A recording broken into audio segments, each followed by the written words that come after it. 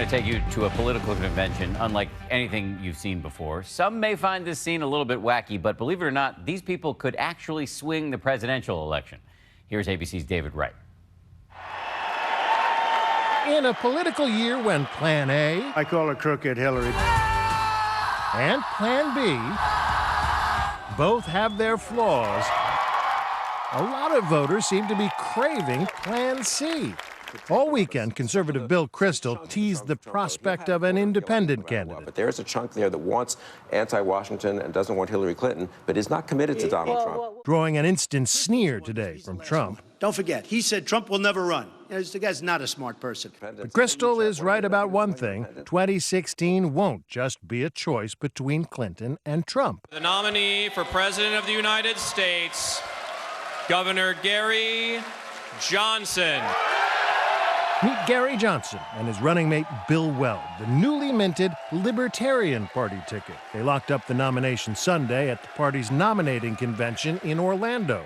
Weld was the Republican governor of Massachusetts back in the early 90s. I believe the government should do a very few things, but do them very well. Johnson was the Republican governor of New Mexico in the mid-90s. Really, I'm really grateful to be in a position here to make a difference, a positive difference in people's lives. Both older and wiser now, sensing an opening for someone like them in 2016.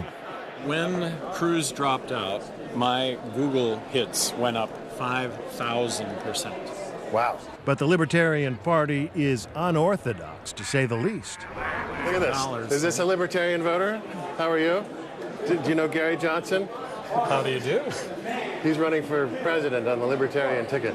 You're not likely to run into a Jawa from Tatooine at the Republican or the Democratic national conventions. The Libertarians are not politics as usual. This weekend, one candidate actually performed a striptease, bearing it all for the party. This weekend's convention took place in the shadow of MegaCon, so every once in a while you'd see Swamp Thing or a wizard from Hogwarts, or even superheroes like Deadpool wandering through. As political conventions go, this was kind of like the bar scene from Star Wars. Among the participants, Vermin Supreme, the candidate wearing a boot on his head, and Starchild, he's the one in a transparent raincoat. Transpartisan. Transpartisan. Transpartisan, not bipartisan, transpartisan, that's right. The Libertarians are characters, but they're serious people who believe in small government, full stop. Lower taxes, fewer regulations, more freedom. We are looking at the likelihood of a very close race between two historically unpopular candidates. How does the Libertarian Party play in that mix? At the end of the day, I really think it's equally from both sides. Their fiscal conservatism has the potential to play well among Republicans.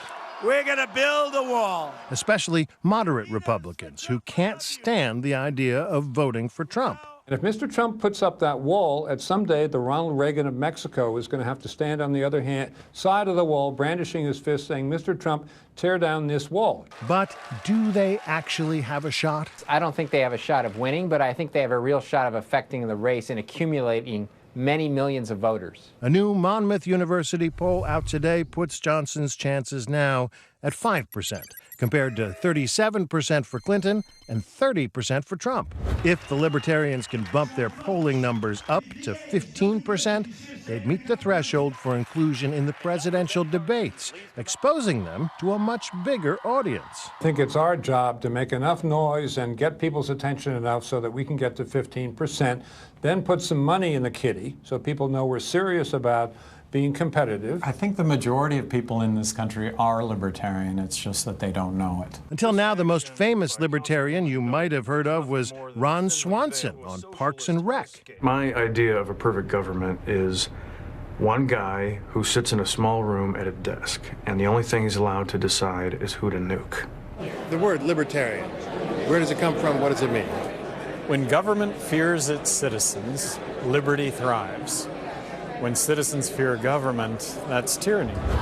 It's an ideology that has the potential to grab votes from both sides of the aisle, providing a home for disillusioned Democrats and rueful Republicans alike. There's potentially going to be a lot of broken-hearted Bernie Sanders voters out there looking for a place to go. What's your pitch to them? All the social issues, women's right to choose, marriage equality, legalized marijuana, let's stop dropping bombs, crony capitalism is alive and well. But when we get to the T in the crossroads with regard to economics, we go one way, he goes the other. We're the party of freedom. Freedom and liberty, those are good words for millennials. And the more successful they are, the more they could be a wild card. In 2000, Ralph Nader got less than 5% of the vote, but enough votes in Florida to end up throwing the election to George W. Bush. Does any part of you worry that you could end up going down as the Ralph Nader of 2016? Not one bit. We're going to have clear consciences. After our interviews, we just couldn't resist going over to MegaCon to get the lay of the land there. Several of the folks in full costume told us they won't be voting for Clinton or Trump.